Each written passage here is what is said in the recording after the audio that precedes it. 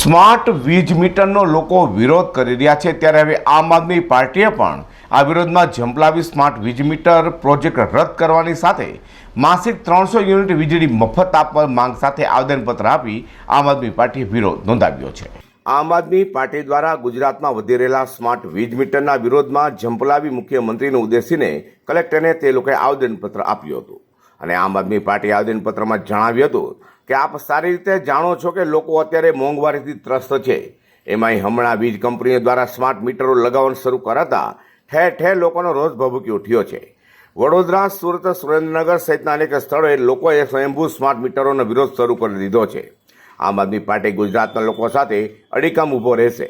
વીજળીની બાબતમાં ગુજરાત સરકાર પહેલા જ પાવર પ્લાન્ટ સાથે કરેલા 25 વર્ષના કોન્ટ્રાક્ટમાં ફેરફાર કરીને ગુજરાતના લોકો પર ફ્યુઅલ એડજસ્ટમેન્ટ ચાર્જની ઉદ્યોગપતિઓએ ભોગવવાનો ભાર જનતા ઉપર નાખી ચૂક્યો છે।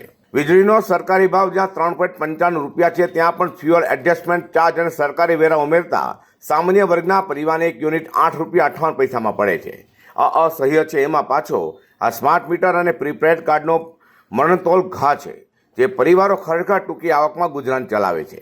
ઘણીવાર તો ઉધાર ઉછીરા કરીને બે બિલ પેનલ્ટી સાથે સામટા ભરે છે। એ પ્રીપેડ કેવી રીતે રિચાર્જ કરશે? જો પૈસા નહીં હોય તો અધરાતે પતી ગયેલું વીજ મીટર પ્રીપેડ કનેક્શન ફરી કેવી રીતે રિચાર્જ કરીને બાળકો, ઘરડા કે પછી બીમારોને સાચવશે? આ સ્માર્ટ મીટરનું ગતકડું બંધ થવું જ જોઈએ। જો સ્માર્ટ મીટર પડતા મૂકવાની ગુજરાત સરકાર તાત્કાલિક જાહેરાત નહીં કરે તો આમ આદમી પાર્ટી આવનાર દિવસોમાં ગલી મોહલ્લામાં જઈને લોકોને વીજળીમાં ચાલતી ઉઘાડી લૂંટ બાબતે જાગૃત કરશે। જેમના વીજ કનેક્શન કંપનીઓ બંધ કરશે તેમના કનેક્શન અમારી પાર્ટીના કાર્યકરો જઈને સીધા જ ચાલુ કરશે। રિચાર્જ કરાવવાનો કે બિલ ભરવાનો ઇનકાર કરવા માટે લોકોને સમજાવશે।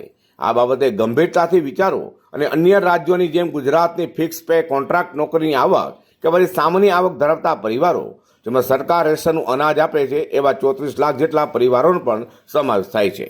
આ તમામ સાથે રાજ્યના તમામ નાગરિકોને ઘર વપરાશ માટે માસિક 300 યુનિટ વીજળી ફ્રી આપવાનું શરૂ કરવામાં આવે એવી માંગણી આમ આદમી પાર્ટીએ કરી હતી। હું ધર્મેશ ભંડેરી, પૂર્વ વિપક્ષ નેતા, સુરત મહાનગરપાલિકા, આમ આદમી પાર્ટી, સુરત શહેર।